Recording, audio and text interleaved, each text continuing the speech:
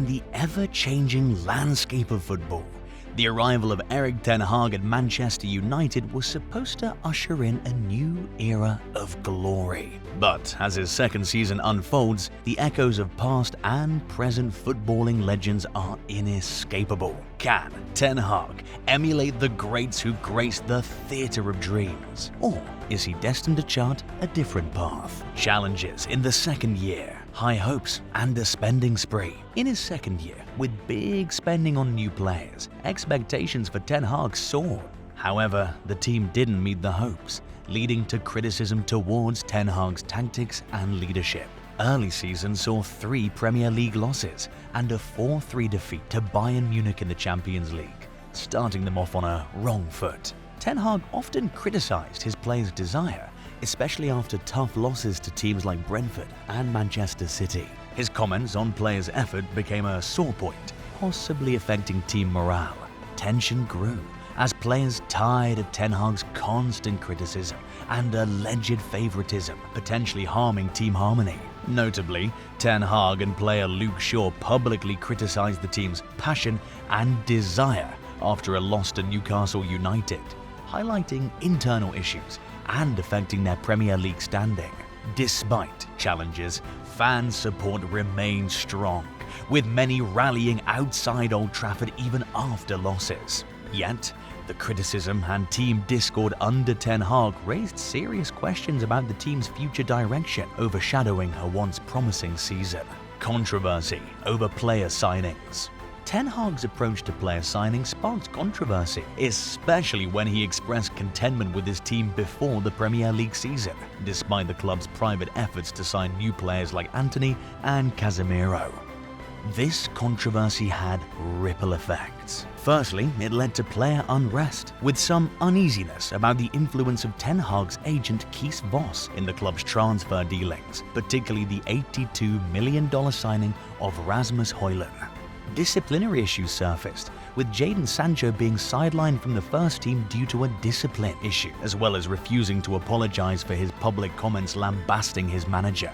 This has cast doubts over his future at the club and showcases Ten Hag's strict disciplinary stance.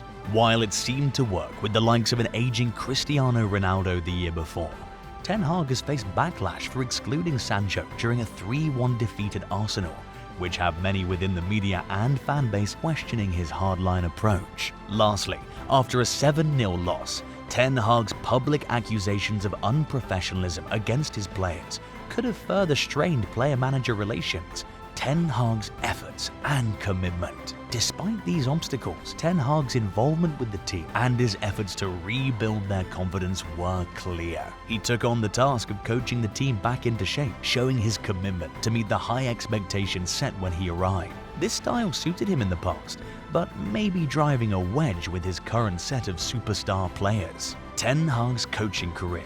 A brief overview.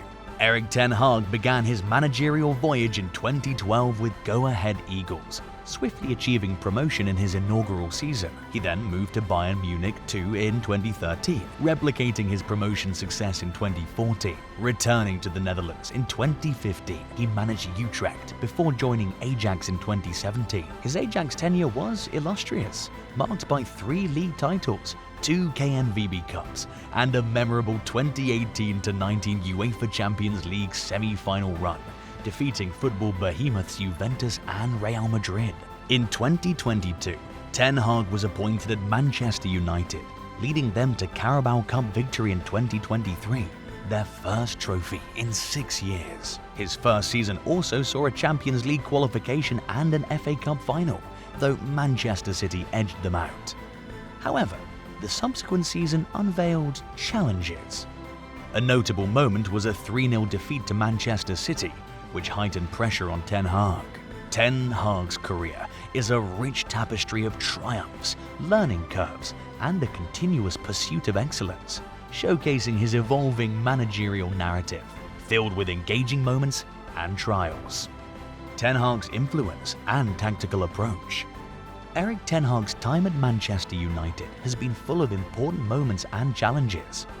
Even though there were some struggles in his second season, his early impact was clear, like the comeback win against Brentford showcasing his motivation skills and directing his players on to victory.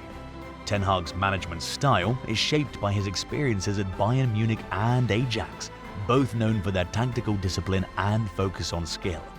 His approach worked effectively with non-superstar players who often embraced a hardline approach, but it seemed to clash with the high-profile stars he encountered in his new role. Ten Hag's struggles and criticisms at Manchester United. Manchester United's 2023 season under Erik ten Hag certainly had its share of controversies and issues. One notable incident was the fallout between Ten Hag and Jadon Sancho, which led to Sancho training separately from the first team due to a disciplinary disagreement. Ten Hag even expressed uncertainty about Sancho's future at the club during this period, emphasizing the tense atmosphere within the squad. Furthermore, during a match against Manchester City, Ten Hag's decision to substitute Sofiane Amrabat was heavily criticized by pundit Martin Keown. Keown questioned Ten Hag's tactic of removing Amrabat, especially since Manchester United had brought him in on loan specifically to strengthen their midfield. This event highlighted some of the criticisms Ten Hag faced regarding his tactical decisions, especially when those decisions didn't yield positive results on the pitch. In yet another instance, after a loss to Crystal Palace, Ten Hag acknowledged the fans' right to boo the team, reflecting the growing dissatisfaction among supporters due to the team's recent performances.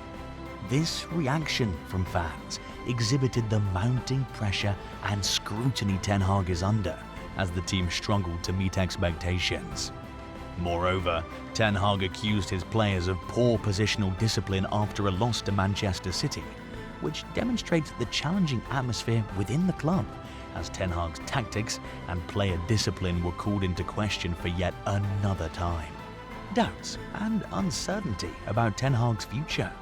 In 2023, Ten Hag's autonomy and board support at Manchester United were questioned. His transfer choices, especially the high-priced acquisition of Mason Mount with only a year left on his contract, a deal in excess of $75 million, raised eyebrows. Concerns intensified after a loss to Manchester City, dropping the team 8 points behind the top 4 in the Premier League. During this period, ownership disputes at the club created a tough atmosphere, although Ten Hag tried focusing on team performance. As performance dipped, media and fans scrutinized Ten Hag's strategies, notably during the Manchester derby, where decisions like benching Raphael Varane were criticized. Underutilization of players like Varane and Mount also indicated a disconnect between Ten Hag's tactics and fan and pundit expectations.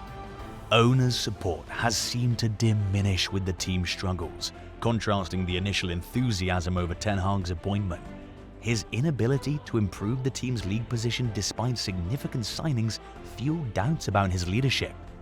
Possible replacements like Antonio Conte, Christopher Galtier, Hansi Flick, Zinedine Zidane, and Ole Gunnar Solskjaer, each with unique coaching styles and past successes, could offer a new direction for Manchester United, showcasing a range of tactical prowess and managerial effectiveness that might better align with the club's aspirations. But any new manager might find it tough, because there's a lot of uncertainty about who owns the club, which can make planning for the future and buying new players difficult. Even Gary Neville agrees. If we, the famous class of '92, had come into the club at this moment in time, in this environment, we wouldn't be successful. So, I don't blame the players anymore.